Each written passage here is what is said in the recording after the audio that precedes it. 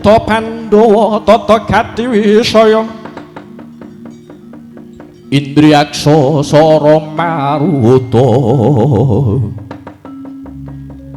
pawana bana mergana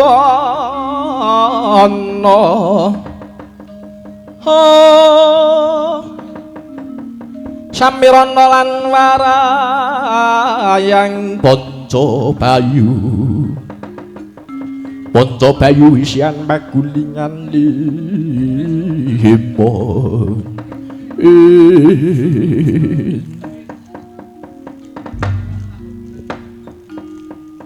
Raja Pandhik sejatine alam kang tinunding jagat ya bandaku ya donyaku hamal-hamalku dhewe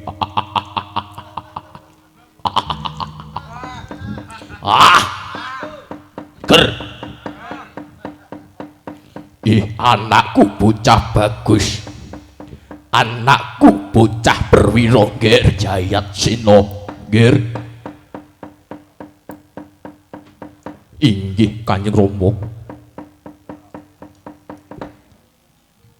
ingkang putra Jajah ingkang sowan mapan wonten ing setinggil negari Magoda sembah pangabdi kula sandhap sepada Rama Dewaji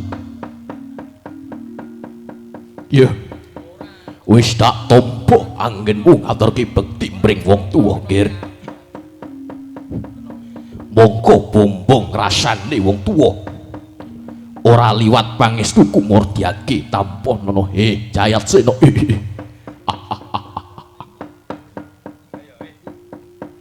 nok nggih sampun kula dados dijimpat paripik Kanjeng Rama Togok wonten dawuh sinuwun padha becik satekamudhup pangestunipun suwun Sang Prabu Jarasandha kalih sing rubeda sembah sungkem kula kunjuk dhateng paduka sinuwun bilung kula bangsa kula bilung nggih ngaturake sungkem pangabekti mugi kunjuk bos ya wis tak tampa sapada-pada penak wanggonmu lungguh ya Togok bilung iki dina panjenengan ingsun nata Magoda Prabu Jarasandha bakal ngadani gawe gedhe sakmenika badhe ngadani damel gawe gedhe menapa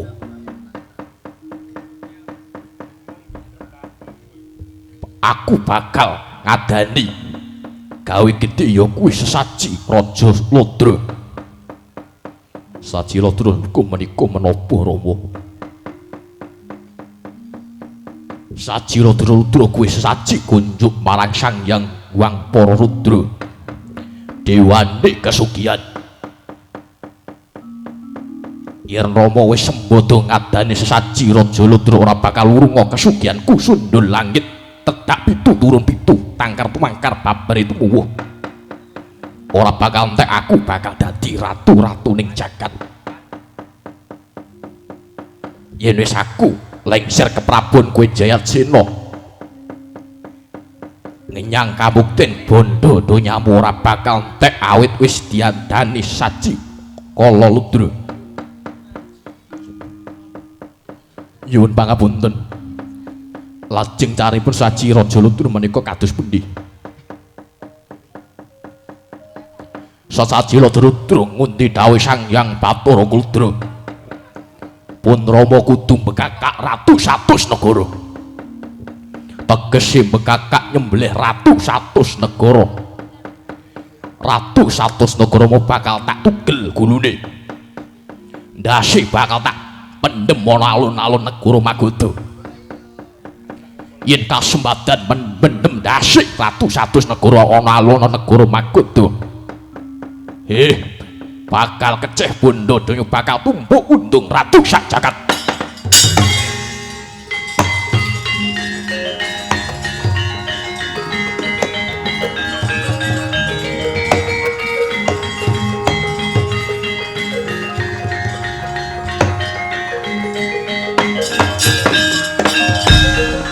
Leng-leng indriyo mangu manggung kanduhang imbang lilin mo tanpa kahanin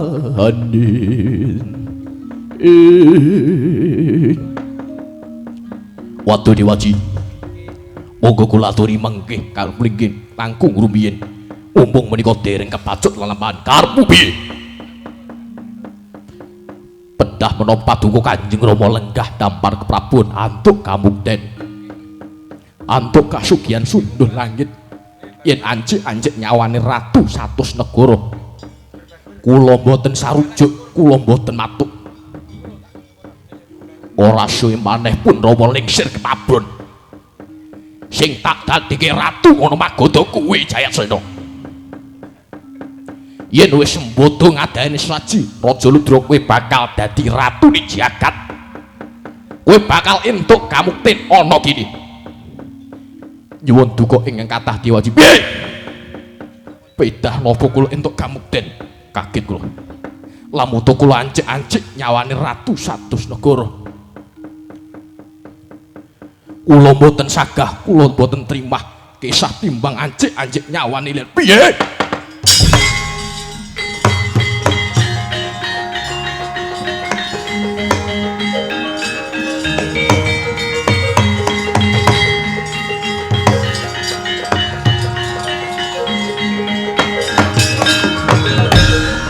Toto muntap lerki netap Toto bang mawingo-wingo Kumecut batone ngatri netro kocang ondar nganten Praupanam bambrabanang Idepnya mangolo cokro Sinumet marang segedeng murup kahanane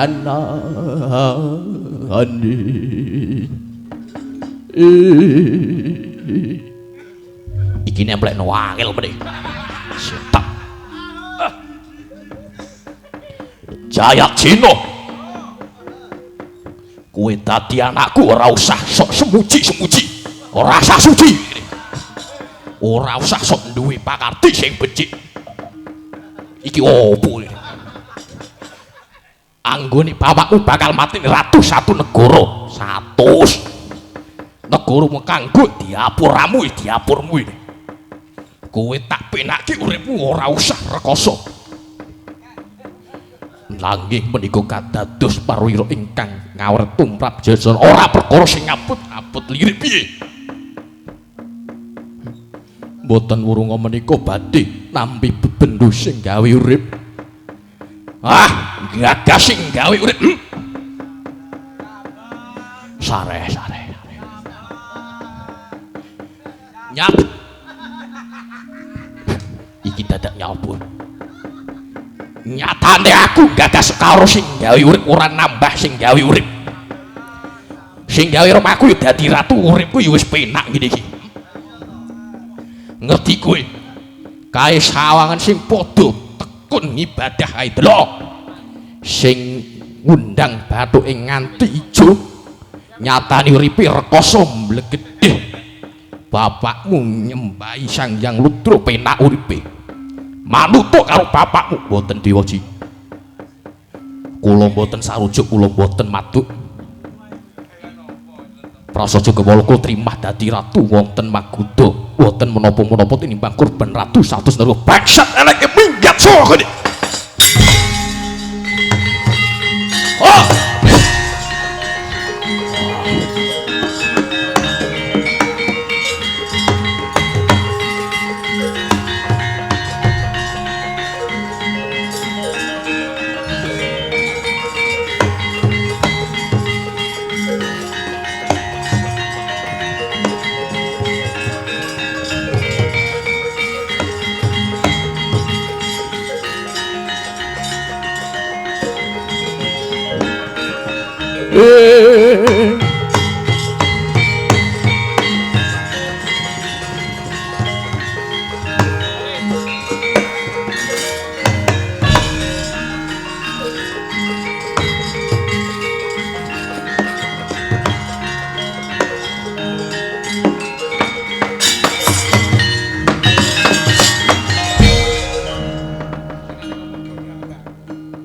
Kuku sing dupa kang kumelun ngining gentiasang ngabeki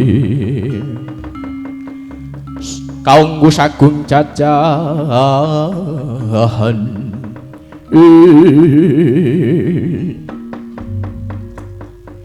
nyatung duka ingkang kathah sinuwun kang abdi telik sandi kula pun Dirgopati inggih ingkang sowan Dirgopati piye nuwun inggih ana wigati apa ora tek timbul sowan marang negara lepat nuwun pangapunten sinuwun nalika kula njejeki wonten kiwa tengening Gunung Cetyaka mboten nyono mboten klikiwa mboten priyayi tiga cacahe ingkang jebolke tambur pucuking Gunung Cetyaka wiladalah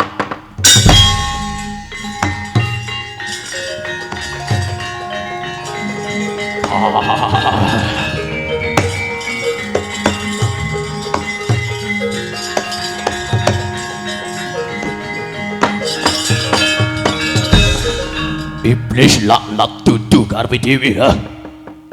Ana manungsa sing culumatak sumawani sundhepul tambur ana ing Gunung Cetyaka. Nona inggih lakar kados makaten sinuwun. Manungsa mau sapa jenenge? Kula piyambak nggih mboten mangertos. Daya kula sawon wonten ngersa paduka nanging simanipun manungsa kula wau mbayani tumrap katentrem karahayun karaton Magoda menika. Belibet kabeh omonganmu. Sak menika dereng entuk semangat kang ayang ngoten. Ayang-ayang Dirgopati. Kula wonten dawuh sinuwun. Rangketen para manungsa kuwi mau. Aku pribadi bakal nemoni manungsa kang jebolke tambur kuwi mau. Nek non inggih sendika ngasaken dawuh sinuwun.